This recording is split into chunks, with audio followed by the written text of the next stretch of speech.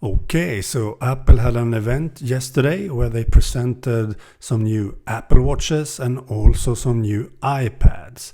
And I must say that I think the iPad Air 4, the 2020 iPad Air, is very, very impressive. I think the iPad Air 4 that they presented yesterday is my next device, actually. I think this is the device I will buy, and I will use it as my computer and so on. I think the iPad Air 4 is so impressive thanks to the A14 CPU from Apple, their own Apple Silicon. I think that is the way to go.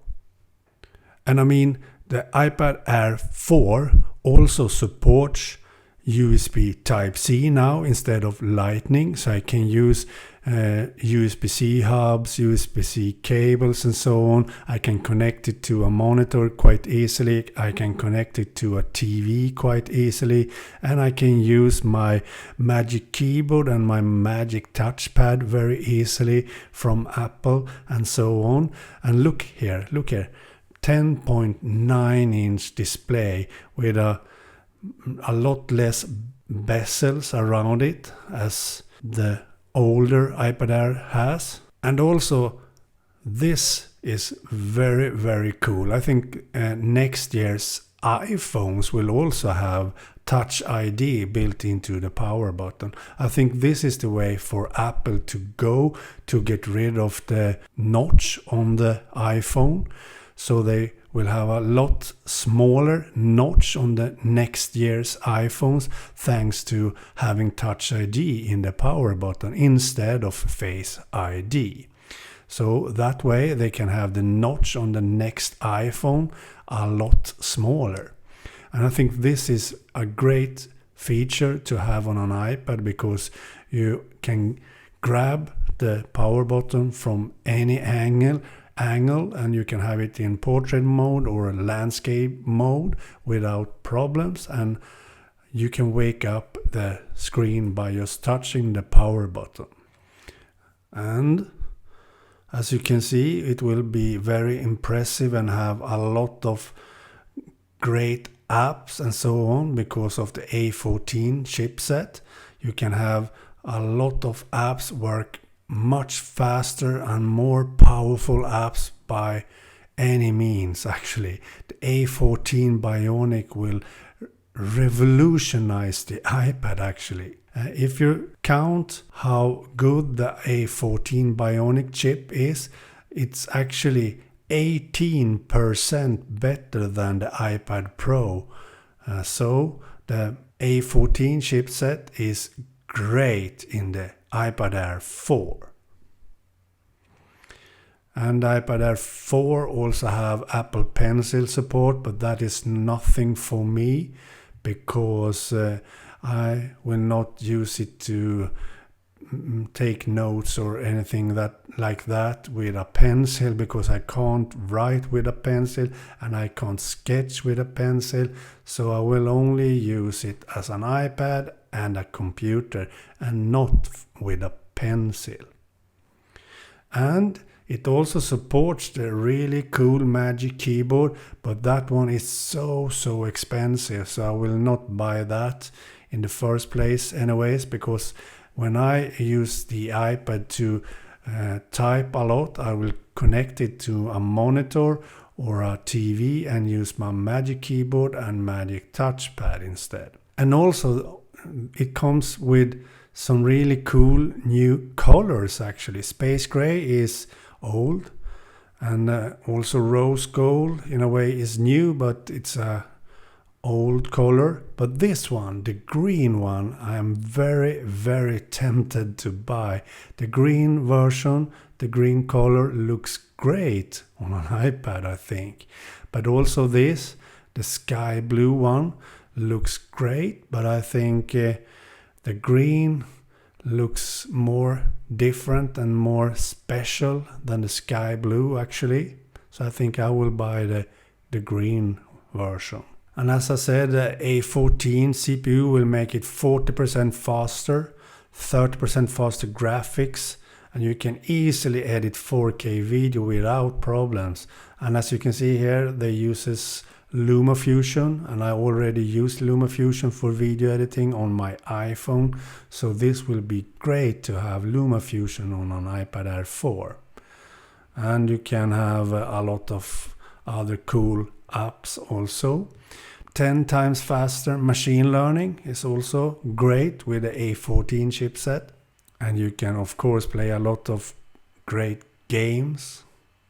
A liquid retina display. That is also something I think is really cool. You have a very high resolution on this one.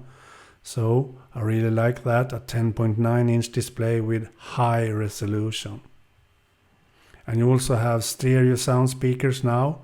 So you have 4 speakers, 2 on every side. I like that. And as I said, this Touch ID power button, I think that's a brilliant way solving the notch on the coming iPhones. I think Apple will replace Face ID with Touch ID again, actually, in the power buttons. And Neural Engine is one of the best features with Apple products. So I think this will be great on the iPad Air 4 with a lot faster Neural Engine. The Neural Engine is machine learning, and as I've done some videos about, I have said my iPhone is my second brain, because all information and all facts and info stays on the phone, so it's total private, but the phone learns about you, so you can search for information that you want to find on your device. So I think the Neural Engine on iPad Air 4 with an A14 Bionic chipset will be great, because I will use it as a second brain. And it has True Tone display and P3 wide color and anti-reflective coating on the display. I think that's also something I really want to try out. The camera, I won't use the camera so much, but it's great to have a good rear camera, 12 megapixel back camera that you can record videos in 4K. That is probably what I will use it for sometimes when doing some B-rolls for YouTube. But the FaceTime camera I will never use, I think, but it's good, it's there. And Magic Keyboard and Smart Keyboard Folio is supported. And as I said, USB-C, it's really great to have, because now I can use hard drives, USB-C hubs and so on. I can also use my hub with a LAN port, so I can use a network with a really fast speed. And by the way, fast speeds, it supports Wi-Fi 6 and also 60% faster LTE. And the LTE version I will buy because I want to use a SIM card with my iPad Air 4, so I can have it with me everywhere and work from it without tethering my iPhone. And as I said, as you can see, Wi-Fi 6 and 60% faster LTE speeds. And here we have all the different colors, as you can see. I think the green looks great, and also the blue actually, so it's hard to decide which to buy. And as you can see, green from the backside here, I think that's great looking. And it starts by $599 US, so I think, and that comes with 64 gigabyte of storage. But I think I need the LTE version, so that is a bit more expensive. But I think 64 gigabyte of storage is actually what I need, because I have so much iCloud storage.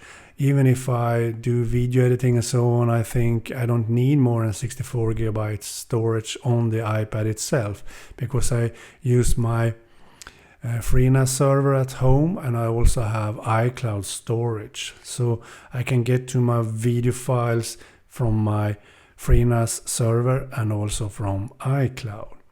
And I always delete a project when I'm done with it from the iPad. So let's see, I choose the green color, and also 64 gigabyte, and also Wi-Fi and cellular. And as you can see, it cost $729 US. So my guess is about 8,000 Swedish crowns.